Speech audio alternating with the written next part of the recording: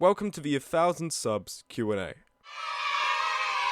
Thank you to the people who submitted the questions, I really appreciate it, and I'm looking forward to answering them. This video is a dual upload with my 1000 subscribers celebration video. Make sure to check that out as it will be better edited than this. This is just going to be a chill video I wanted to upload, and while I did want to initially give it a full editing makeover, I just don't really have the time for it, so we're just going to do it like this. Without further ado, let's get into the meat of the video. Keelan asks, you've played a lot more Foxhole since your review, switched sides, joined a clan, etc. Has your opinion or experience of the game changed significantly since then? I wanted to start with this question because it's a great question, I really like it, but my response is going to be a bit negative, so I wanted to get this out of the way, and I didn't want this to be the tone of the video.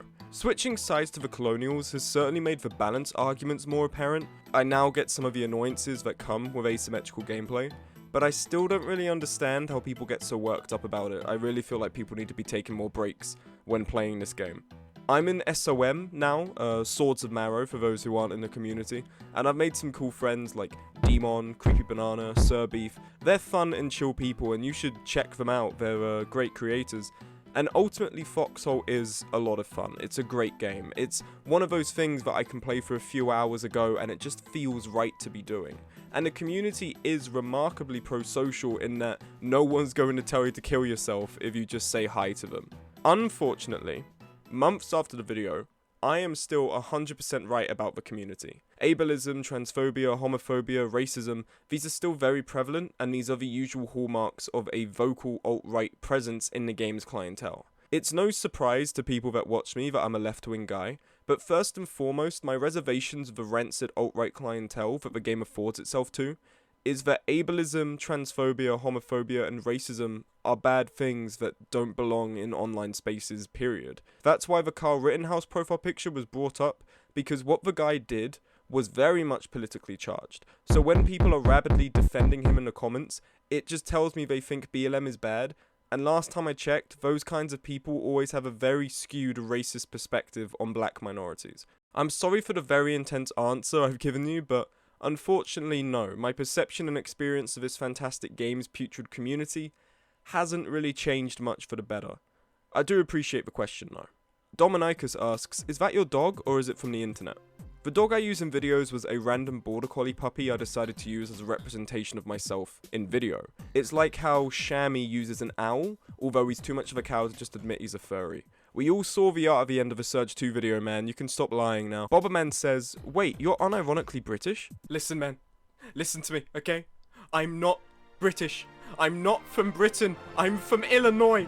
I'm from fucking America. I'm an undercover agent. I've been here for 10 years, but I've lost my accent. They keep asking me if I want a crumpet. What the fuck's a crumpet? Bray asks... Oh, he doesn't ask anything. Bray says, no question, just stoked for you reaching 1k. Keep it up, bud. Thank you, Kiwi Lizardman. Brian asks, when life has got you down, what's something you do that helps you get out of a rut? I make stuff. I have a very intense desire to make things with writing, drawing, editing, and I think it stems from not being satisfied with leaving creative ideas just sitting around in my head. A lot of it, like drawing and editing, is purely for fun, and if that takes off, it's great, but if it doesn't, that doesn't affect me too much. But stuff like writing is what I really want to have an actual career in. I want to be, you know, the writer who also has a YouTube channel. I don't want to be the shammy wannabe that just also happens to write books. Charles asks, how is it you come up with the topics of your video? It just happens randomly. There's very little intricate planning or brainstorming. I see something I want to do and I just do it. That's how I get all my video ideas pretty much. And it gels well with the medium, I think, because video essays let me talk about whatever I want and I, you know, and present it however I want, and there's a lot of opportunity for diversity there. If I'm dedicated to a specific game or community, it really limits me on what I want to do and can do. Before I used to make these kind of videos, I used to do like sort of let's play edits of my streams, which weren't terrible, but like it's not what I really wanted to do. and I used to play Darkest Dungeon a lot. Darkest Dungeon is a great game, a lot of fun, but it really limits you on what you can do. I mean, like, where would I have gone from just doing a couple of edits of my Darkest Dungeon Let's Plays? If I ever wanted to diversify, I would have been able to go fucking nowhere, and the people who watched me specifically for Darkest Dungeon stuff would have just disappeared off the face of the earth, and I would have been, you know, back at like 100 views a video. So I think this change was for the better, and it ultimately allows for me to, you know, pick video topics pretty much on a whim and edit like a 20-minute video about them, because people are ultimately there to like listen to me talk about stuff, not about a specific thing.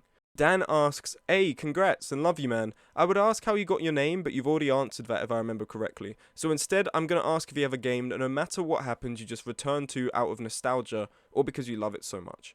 I've definitely spoken about how I got my name before, but I haven't done it on YouTube, so I'm going to briefly cover it for all the uninitiated in the rubric lore. I was very much into Amphro stuff in sixth form, that's college for the Americans, so about when I was 17 and 18, and I found this webcomic called Beyond the Western Deep by Alex Kane and Rachel Bennett. They're still going, so you should definitely take a look. Anyway, on chapter 3, page 61, there was this handsome lad, and I called him Smug Canid. I made a profile under that alias in the comments section below, and as time progressed, I got onto Discord with this same alias, and people, some of which I'm still friends with now, came to know me as Smug. In 2020, I started streaming, and I wanted a name for myself that wasn't really just linked to Beyond the Western Deep, and at the time, I was learning about the Black Rubric in history class for the tutors, so I called myself La Rubric, but as many of my friends would call me Smug for shorthand, I used Smug Rubric in other settings. My channel is called La Rubric, but people call me Smug.